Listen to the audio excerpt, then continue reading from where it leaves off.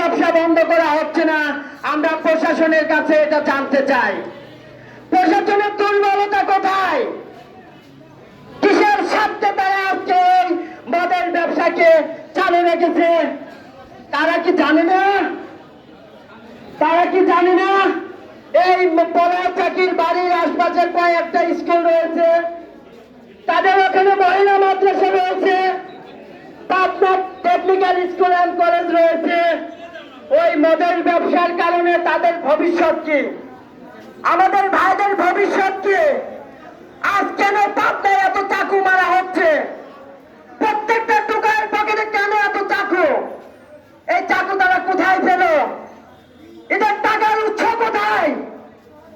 আমি প্রশাসনকে আবারও দৃষ্টি আকর্ষণ করে বলছি, এটা বন্ধ করেন। এই মদের ব্যবসা বন্ধ করেন। এই পলাশ টোকাই চাকিকে গ্রেপ্তার করেন। অবিলম্বে যদি এই গ্রেপ্তার না হয়, আমরা কিন্তু হামিদ রোড দখল করবো, পাবনার রাস্তাটা জেল করে দেবো, একটা গাড়ি আমরা চলতে দেবো না। এই দেশ কিন্তু স্বৈরাচার শেখ হাসিনার বাংলাদেশ আর নাই। এই দেশ শহীদ প্রেসিডেন্ট জিয়াউর রহমানের দেশ। এই দেশ আমাদের দেশনেত্রী বেগম খালেদা জিয়ার দেশ। এই দেশ দেশনায়ক জনাব তারেক রহমানের দেশ। আর চালবাজি চলবে না। কোন প্রশাসন উল্টা পাল্টা চিন্তা ভাবনা করলে জনগণ কিন্তু আপনাদের ছেড়ে দিবে না। আমরা বারবার বলছি, আমরা আইনের উপর শ্রদ্ধা রেখে বলছি, আপনি এই পলাশ চাকিকে গ্রেপ্তার করবেন। 24 ঘন্টার আলটিমেটাম দিচ্ছি, এর মধ্যে যদি পলাশ চাকি গ্রেপ্তার না হয়, 24 ঘন্টার মধ্যে এই হামিদ রোড দখল হবে, আপনার রাস্তা দখল হবে।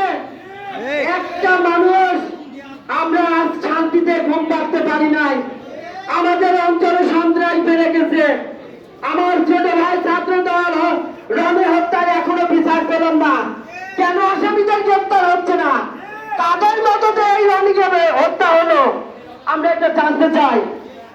আমরা বারবার বলছি, আমরা আইনের উপর শ্রদ্ধা রাখি, অবিলম্বে রনি হত্যার আসামিদের গ্রেপ্তার এবং দৃষ্টান্তমূলক শাস্তির দাবি করি এবং পলাশ চাকিকে অবিলম্বে গ্রেপ্তারের দাবি করি। আজকের এই কর্মসূচিতে প্রধান অতিথি হিসাবে উপস্থিত আছেন পাবনা জেলা বিএনপির আহ্বায়ক কমিটির অন্যতম সদস্য